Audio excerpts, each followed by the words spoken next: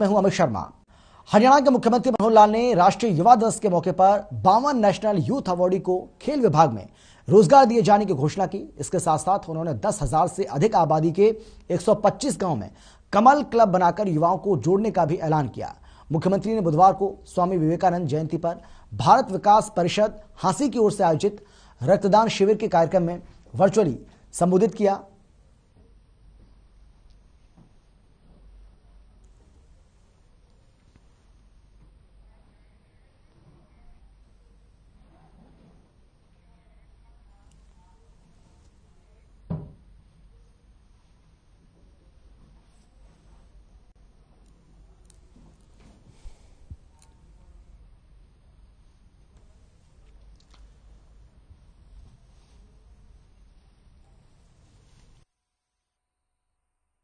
भारतीय विकास परिषद ने वास्तव में एक प्रेरणा का दिन है। ऐसे दिन पर रक्तदान शिविर का आयोजन जो शुभारंभ किया है, ये बहुत ही सराहनीय है।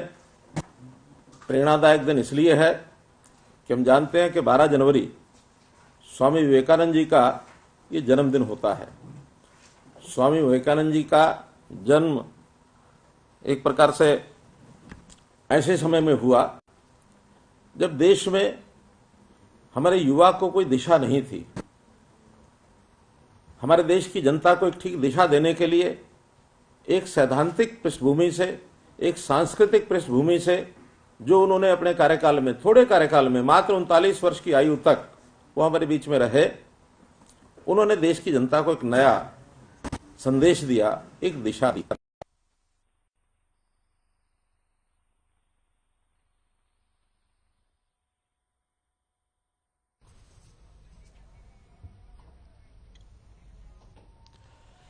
मुख्यमंत्री मनोहर लाल की ओर से आज एक बड़ा बयान दिया गया। दरअसल मुख्यमंत्री मनोहर लाल ने पीएम की सुरक्षा चूक मामले को लेकर यह बयान दिया है।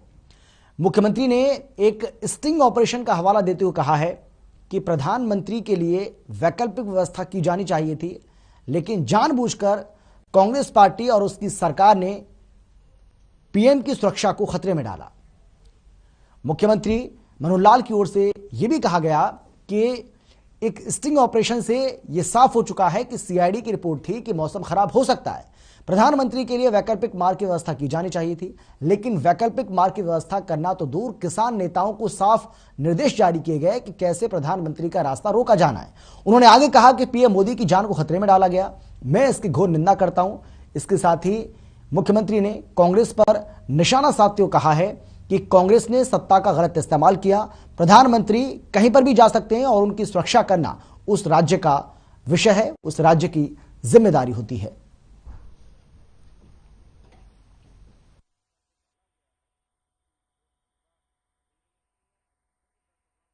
और मैं तो राष्ट्रीय स्तर के बहुत प्रतिष्ठित चैनल ने जो वीडियो जारी की है और जो स्टिंग ऑपरेशन किया है, जिसके अंदर एसएचओ स्पष्ट बता रहे हैं कि हमारे पास एकदम निर्देश आ गए थे और वो निर्देश ऐसे थे कि जो भीड़ है उसको जाने नहीं देना, रास्ते सारे जो है बंद करने हैं। और इस प्रकार की जानकारियां वो पुलिस के माध्यम से मिल रही हैं। और साथ में जो वहाँ की सीआईडी है, उस सीआईडी का भी खुलासा हो रहा है कि सीआईडी ने स्पष्ट बताया है ये चीजें हो सकती हैं, मौसम खराब है, अल्टरनेटिव रूट की तैयारी भी हमको करनी पड़ सकती है और किसी प्रकार की कोई अड़चन आती है तो उसकी सारी चुस्ता यानी एक प्रकार की उसकी पुख्ता जो है इंतजाम करने हैं। लेकिन इंतजाम करने तो दूर, उन्होंने स्पष्ट निर्देश दिए हैं किसानों के नेताओं को कि उनका रास्ता कैसे रोकना है, क्या करना है। ये सारा उस स्टिंग ऑपरेशन में आया है। ये बहुत ही एक घिनौनी हरकत पंजाब सरकार की ओर से की गई है और जिसमें प्रधानमंत्री जैसे व्यक्तित्व की जान को खतरे में किस प्रकार से डाला गया है, इसकी घोर निंदा पहले भी मैंने की है, आज मैं फिर निंदा कर रहा हूं। और मैं तो यहां तक राष्ट्रपति महोदय को निवेदन भी कर चुका हूं कि सरकार को भंग किया जाए ताकि जो चुनाव हैं निष्पक्ष तौर पर हो सके। आगे भी जो चीजें इस प्रकार की होने की संभावना। और अब खबर चंडीगढ़ से है, जहां पंचकुला के साकेत अस्पताल को करनाल के कुटील में शिफ्ट करने जा रहा है और इसकी जानकारी प्रदेश के स्वास्थ्य मंत्री अनिल विज ने दी। आपको बता दें कि यह अस्पताल किसी सोसाइटी के तहत चल रहा था, जिसे अब हरियाणा सरकार चलाएगी। इसके साथ ही विज ने पीएम की सुरक्षा मामले में कहा है कि पीएम की सुरक्षा में चूक हुई है, ये स्टिंग ऑपरेशन में साबित हो चुका है और सब दूध का दूध और पानी का पानी हो गया है।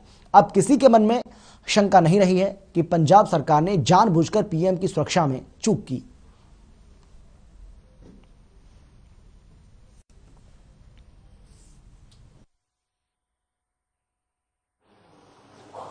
हरियाणा के लिए एक नई नर्सिंग पॉलिसी बनाई गई है, जिसके तहत नर्सिंग स्कूल चलाने के लिए नर्सिंग स्कूल का 100 बेड का अपना अस्पताल होना अनिवार्य है।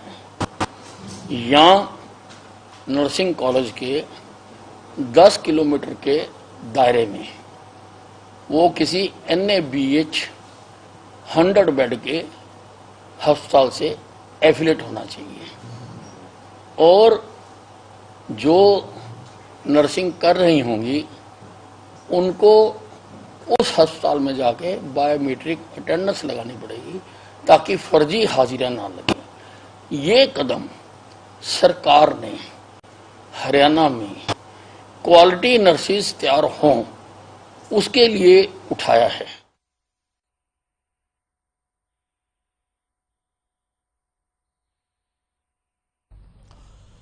चरखी दादरी के गांव महड़ी में जिला स्तरीय नेताजी सुभाष चंद्र बोस जय हिंद कार्यक्रम में शिरकत करने के लिए बीजेपी प्रदेश अध्यक्ष ओपी धनखड़ पहुंचे।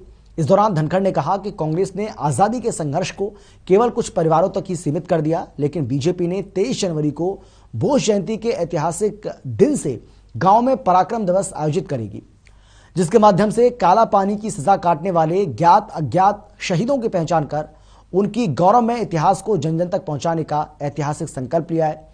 राज्यसभा सांसद जनरल डीपी वत्स ने कहा कि जब से देश में बीजेपी सत्ता में आई है, सत्ता को संभाला है, राष्ट्र में सीमा क्षेत्र हो, आंतरिक हर क्षेत्र में ताकतवर इंसान बनाए, सेना को राफेल जैसे आधुनिक फाइटर जेट मिलना देश के लिए गौरव की बात है।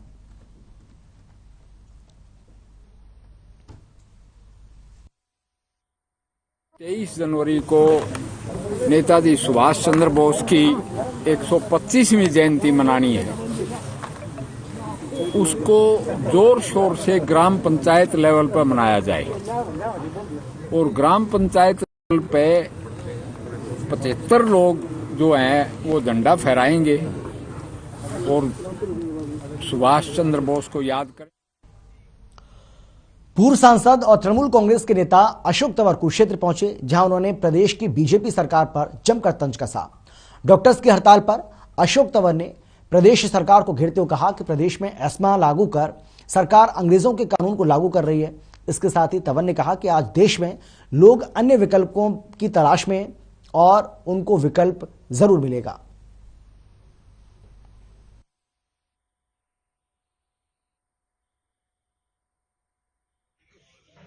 आज देश नए विकल्प की तलाश में है और जहां विकल्प मिलेगा वहाँ बीजेपी, कांग्रेस, तमाम जो इस तरह की पार्टियां हैं जिन्होंने उन प्रदेशों में शोषण की व्यवस्था को जन्म दिया या पोषण दिया, उनको सबको बदलने का काम करेंगे। यही युवा शक्ति, यही हमारी मातृशक्ति, यही हमारे साधारण गरीब मजदूर किसान सबका एक ही, चाहे वो कर्मचारी हो, हर वर्ग की यही आवाज़ है कि ऐसे लोगों को बदलो जिन्होंने इस देश का हमेशा शोषण किया और बड़े बड़े वायदे दिखाने का।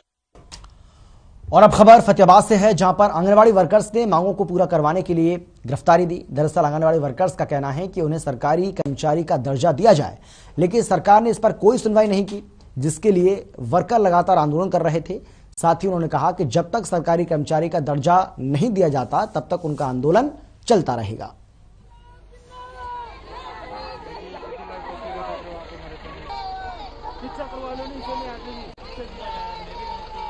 मांग है 2018 में जो हमारा समझौता हुआ था, सरकार ने अभी तक वो नोटिफिकेशन जारी नहीं किया। हमारी कोई नए मांग मुद्दे नहीं है, 2018 के ही हमारे मांग मुद्दे हैं। और बाकायदा सीएम ने और पीएम ने लाइव आकर खुद आंगनवाड़ी वर्करों को एक तोहफे के रूप में दिया था और कहा था दिवाली पे सभी बहनों को तोहफा मिलेगा।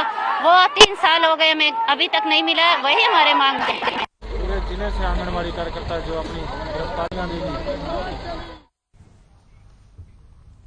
यमुनानगर में कुछ पीटीआई और ड्राइंग महिला टीचर आंगनबाड़ी धरने में बैठे, जिसकी सूचना मिलने पर मौके पर पहुंची पुलिस ने पहुंचकर आंगनबाड़ी धरने में बैठे पीटीआई और ड्राइंग महिला टीचर को हटाया। आपको बता दें कि पिछले 3 दिनों से 1983 पीटीआई टीचर और ड्राइंग टीचर यमुनानगर के अनाज मंडी में शिक्षा मंत्री कृपाल गुर्जर के खिलाफ धरना प्रदर्शन पर बैठे हुए थे। मौके पर पहुंची पुलिस ने समझा बुझाकर पीटीआई और ड्राइंग महिला टीचर को धरने से उठा लिया।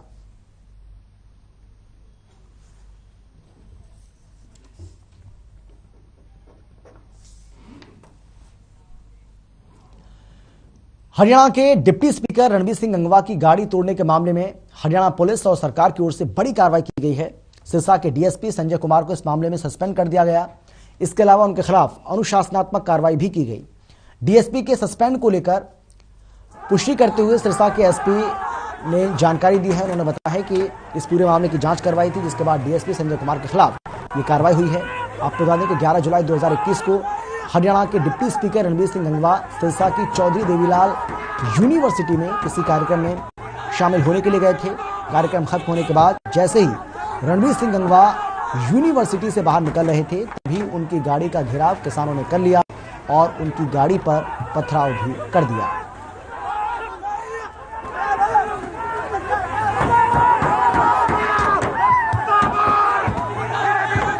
इंक्वायरी चल रही थी जब ये इंसिडेंस हुआ था, तो उसमें सरकार ने जो भी निर्णय लिया है तो अनुशासनात्मक कार्रवाई हुई है। उसमें अभी डीएसपी संजय जी को उसमें सस्पेंड किया गया और बाकी आगे जो भी इंक्वायरी चलेगी उसमें जो भी सामने आता है तो वही होगा।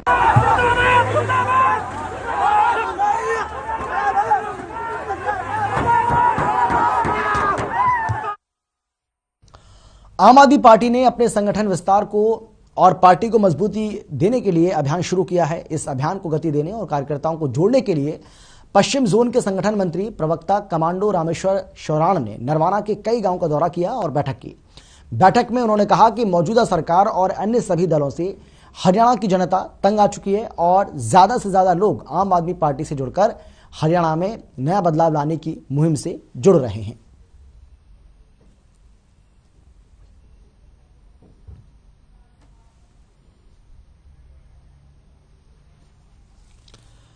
भारतीय किसान यूनियन लोक शक्ति की ओर से जलभराव से खराब हुई फसलों के मुआवजे को लेकर चरखी दादरी के किसान भवन में बैठक की गई, जिसकी संयुक्त रूप से अध्यक्षता अशोक मुरवाला ने और पूर्व सरपंच धर्मवीर ने की। जगबीर घसोला ने जानकारी देते हुए बताया कि जलभराव से खरीफ की खराब हुई फसल के नुकसान की भरपाई के मुआवजे की मांग को लेकर बैठक की गई, जिसमें मुख्य 3 मुद्दों को लेकर आम सहमति बनी। उन्होंने बताया कि आगामी 19 जनवरी को तिकोना पार्क के पास एक जिला स्तरीय पंचायत का आयोजन किया जाएगा, जिसमें मुआवजे की मांग को लेकर सरकार के खिलाफ विरोध प्रदर्शन निकाला जाएगा।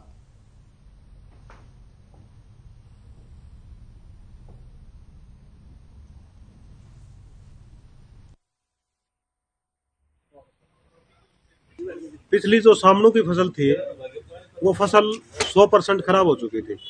तो इसमें तकरीबन 30 से ऊपर गांव हमारे दादरी जिला के हैं और अभी और भी गांव छूटे हुए हैं जिन्होंने जो स्पेशल गिरदावरी के अंदर नहीं आए हैं। तो सरकार ने जो यहाँ दादरी के लिए जो फंड रिलीज करने की जो गिरदावरी करवाई है वो फंड बहुत जल्दी सरकार रिलीज करे। इसकी रणनीति के लिए आज जो भारतीय किसान यूनियन चरखी दादरी जो है इसके बैनर तले ये संयुक्त साझा जो मीटिंग बुलाई गई है।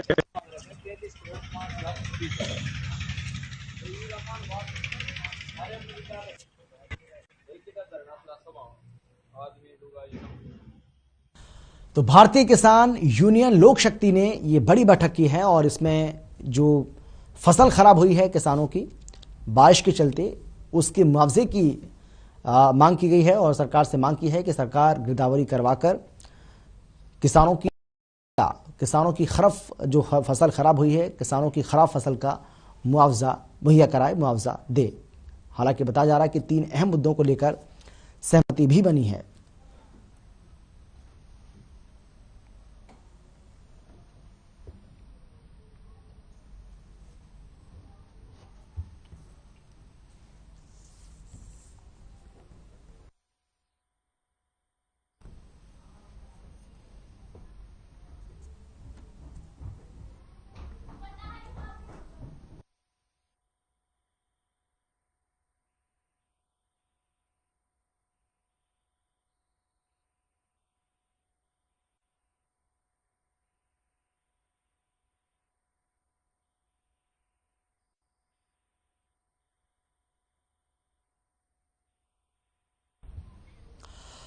गेस्ट टीचर्स के डेलीगेशन और मुख्यमंत्री के बीच में आज एक बड़ी बैठक हुई।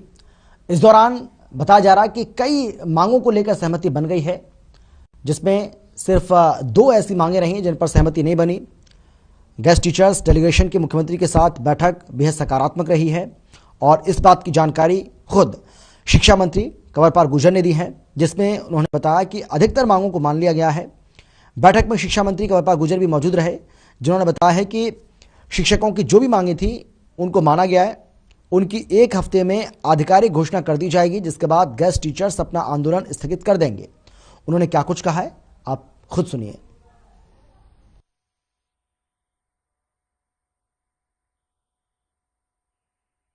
कुछ बातें तो हमने पहले ही उनकी मान ली थी। पहले जिस प्रकार से उनका बीमे की बात थी, तो वो बीमा हमने पहले ही उनका स्वीकार कर लिया था और हमने जो 5 लाख का बीमा आयुष्मान के द्वारा है वो उनका हम करेंगे। उनके परिवार का बीमा और कोई इस प्रकार की परिस्थिति होती है तो उनका, क्योंकि जो मेडिकल कैशलेस था वो हम केवल जो परमानेंट कर्मचारी उनको देते हैं। सर्विस रूल की बात उनकी थी, वो भी पहले स्वीकार हमने कर ली थी और अभी हमने आज माननीय मुख्यमंत्री जी की अध्यक्षता में उनसे कह दिया कि 1 सप्ताह के अंदर अंदर हम उसको लागू कर देंगे।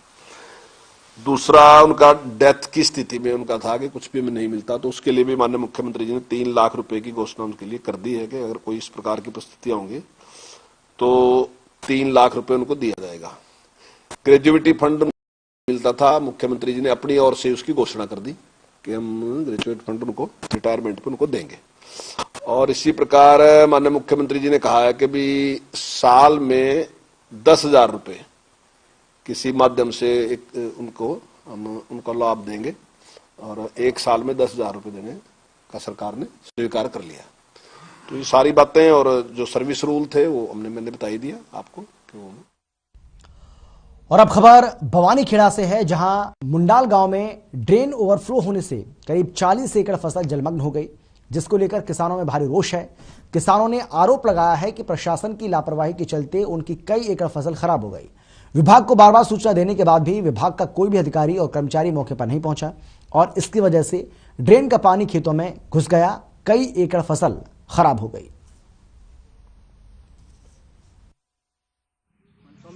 समस्या जो पानी की है ये बहुत ज्यादा दिनों से है। इसमें दिक्कत क्या है, जो धान है धान पूरा डूब गया, कोई मुआवजा नहीं अब तक तो।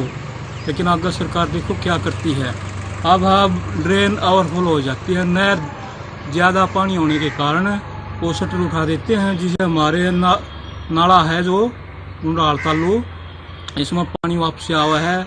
आने के बाद खेतों में नक्का टूट जाता है और फसल गेहूं की फिलहाल खराब।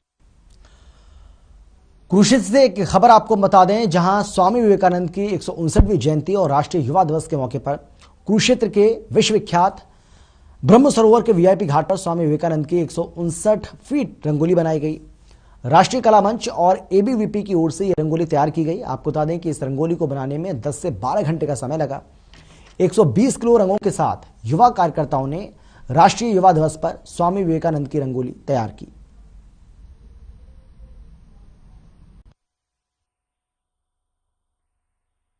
आजादी के अमृत महोत्सव पे विवेकानंद जी का जो स्वरूप अखिल भारतीय विद्यार्थी परिषद के जो कार्यकर्ताओं ने यहाँ बनाया है वो बहुत ही एक यादगार पल है मुझे यहाँ पर देखना उसे। और ये सब पूरे समाज का, खासतौर पे विद्यार्थियों का जो स्वप्न है विवेकानंद बनने का, वो यहाँ पर दिखाई दे रहा है। हिसार की रहने वाली मीनू रहेजा देश की सबसे छोटे कद के एडवोकेट हैं। एक समय था जब लोग उनके कद का मजाक बनाते थे, लेकिन इस छोटे कद वाली लड़की ने वो कर दिखाया जो अच्छे नहीं कर पाते। इस लड़की ने सामाजिक उत्थान के कार्यों में 100 से ज्यादा अवार्ड जीते। मीनू रहेजा का कद भले ही 2 फीट 9 इंच का है, लेकिन इनके हौसले इतने बुलंद हैं कि पहाड़ों की ऊंचाइयों को खुद चलकर पार कर सकती हैं। मीनू अपनी वकालत के साथ साथ अपना एक सामाजिक संगठन भी चलाती हैं, जिसके जरिए वो महिला उत्थान कार्यों में जुटी हैं। अब तक उन्होंने लगभग 1500 महिलाओं की मदद की है और वो भी बिना किसी फीस के। समय समय पर कैंप लगाती हैं, लोगों को अलग अलग कानून के बारे में जागरूक भी करती हैं।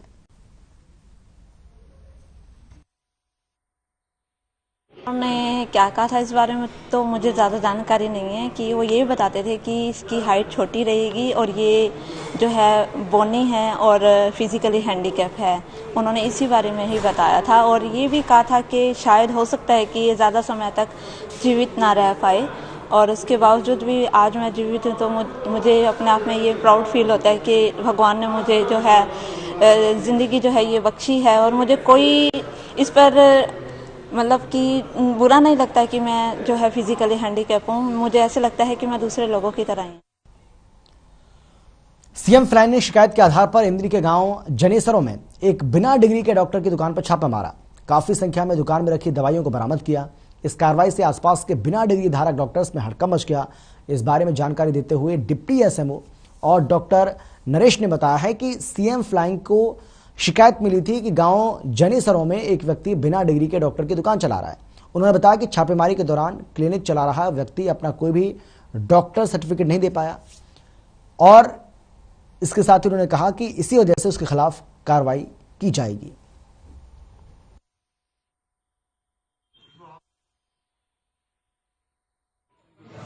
और मुख्यमंत्री उड़न दस्ते के साथ जब हम यहाँ पर पहुँचे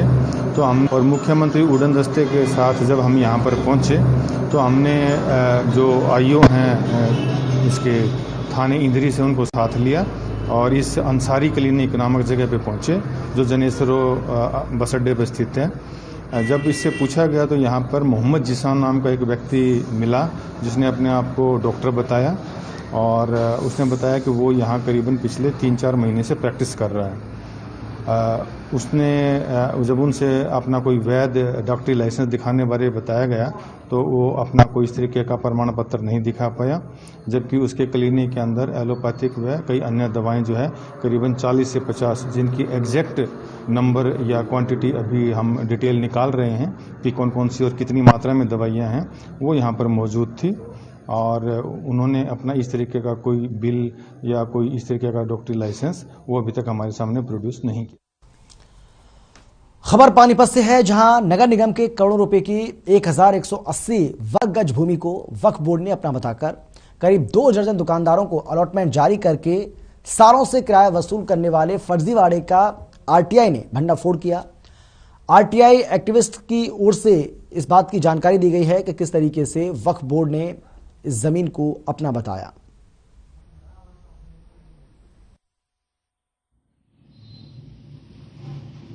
वक्फ बोर्ड नगर निगम पानीपत की करोड़ों रुपए की जमीन पर कब्जा कर बैठा है। ये आरटीआई से इसका भंडाफोड़ हो चुका है। ये जमीन है खसरा नंबर 3605 की, जो कि नवल सिनेमा से पहले जीटी रोड कॉर्नर से लेकर गीता मंदिर की तरफ और रेलवे रोड की तरफ जो जमीन जाती है वहां करीब 1200 गज जमीन है और इस पर करीब 2 दर्जन किराएदार जो हैं उनको अलॉटमेंट करके वक्फ बोर्ड ने जमीनें दे रखी हैं। जबकि रेवेन्यू रिकॉर्ड के अंदर, राजस्व रिकॉर्ड के अंदर ये जमीन गांव शामलात की जमीन है जो कि नगर निगम पानीपत की मलकियत वेस्ट करती है।